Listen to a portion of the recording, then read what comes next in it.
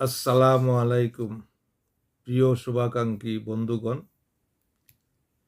একটি ঈদের কবিতা পড়তে চাই। কবিতাটির নাম ঈদ অবিলাস। এলো মুদের খুশির ঈদে, খাবো খাবার নানান বিধে, আয়রে সবাই আয়।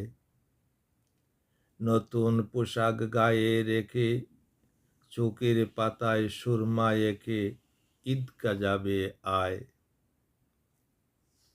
ধনী গরিব সবাই মিলে, সাদা কাপড় সাদা দিলে, বাইরে এসে পর জামাত পরে হাসি মুখে, কুলাকুলি করব বুকে, যাব সবার ঘর।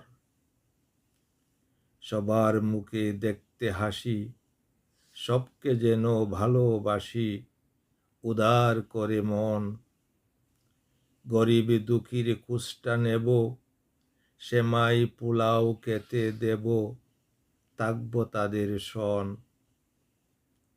কেউ কাবে আর কেউ কাবে না, ঈদের দিনে তা হবে না, আমরা মুসলিম জাত।